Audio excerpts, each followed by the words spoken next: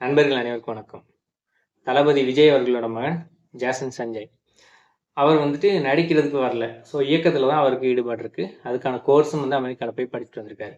So அதுக்கப்புறம் அவர் எடுத்த குறும்படங்கள்லாம் நீங்கள் பார்த்துருப்பீங்க. லைகா ப்ரொடக்ஷன்ஸ் அவரை வச்சு ஒரு படம் வந்து எடுக்க போகிறாங்க. அதுக்கு இயக்குனர் வந்து அவர் தான் அப்படின்ற மாதிரியான தகவல் வந்து ரொம்ப நாளைக்கு முன்னாடி வந்துச்சு. அதுக்கப்புறம் வந்துட்டு அதுக்கான ஸ்டோரி டிஸ்கஷன் இந்த மாதிரியெல்லாம் போயிட்டு இருந்துச்சு. யாரை வந்து ஹீரோவை போடலாம், யாரை வந்து மியூசிக் டைரக்டரை போடலாம், இந்த மாதிரியான பல்வேறு டிஸ்கஷன்ஸ்லாம் போயிட்டுருக்கு.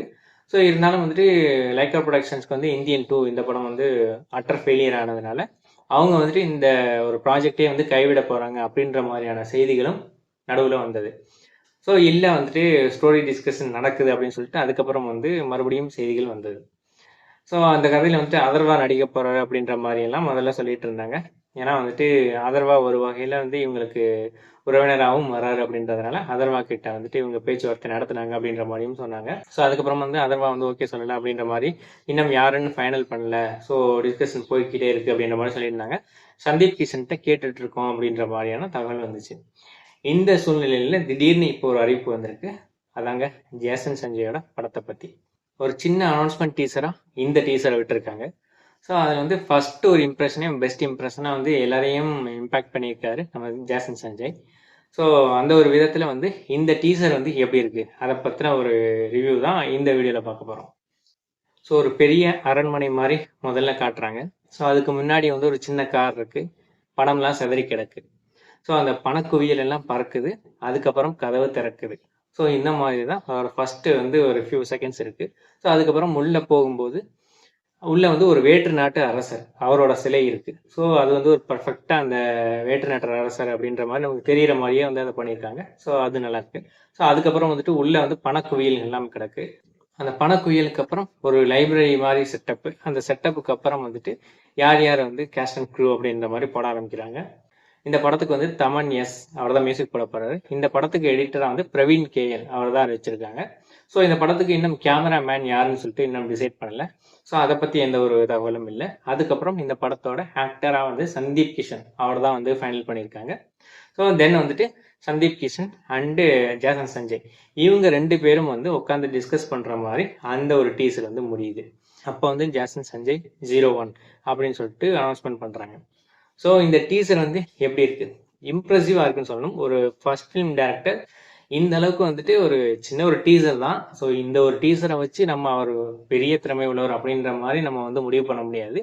இருந்தாலும் அந்த டீசர் எடுக்கப்பட்ட விதம், ஸோ அதில் யூஸ் பண்ணியிருக்க கிராஃபிக்ஸ், ஸோ அதில் யூஸ் பண்ணியிருக்க மியூசிக், இது எல்லாமே எப்படி இருக்குது.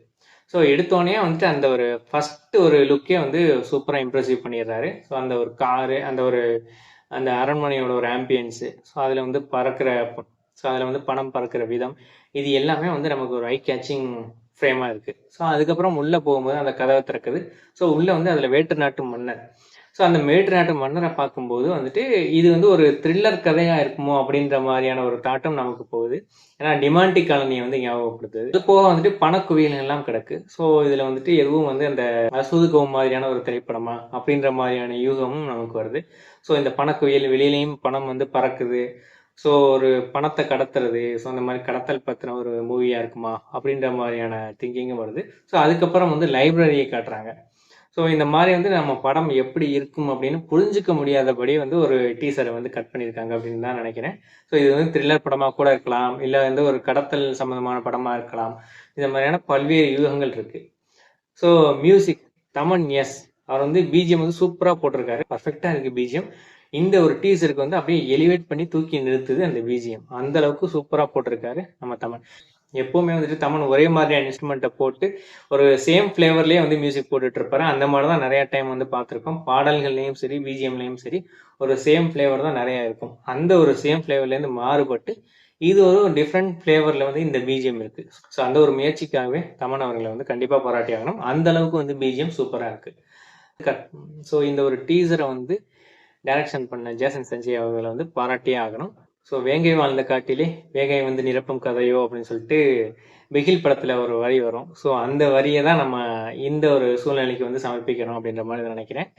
ஏன்னா வந்து அப்பா வந்து திரைத்துறையை விட்டு கிளம்ப போறாரு, மகன் வந்து திரைத்துறையை வந்து நிரப்ப வராரு.